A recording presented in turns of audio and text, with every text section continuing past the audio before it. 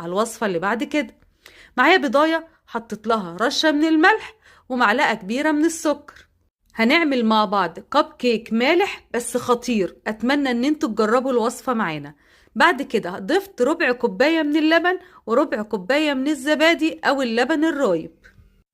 هقلب الخليط كويس جدا، وبعد كده هبتدي اضيف له ربع كوباية من الزيت برضو مع التقليب المستمر. واي حاجة بقى عندك في التلاجة تقدري تضيفيها. انا ضفت شوية من الجبنة الرومي، شوية من الزيتون، تقدري تضيفي بسطرمة، تقدري تضيفي، انا ضفت كمان هنا خضرة، تقدري تضيفي سبانخ، ريحان، اي طعم بقى بتحبيه.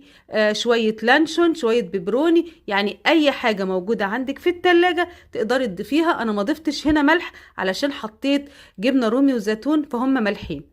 ضفت كمان معلقة كوبايتين من الدقيق، ومعايا كمان معلقة كبيرة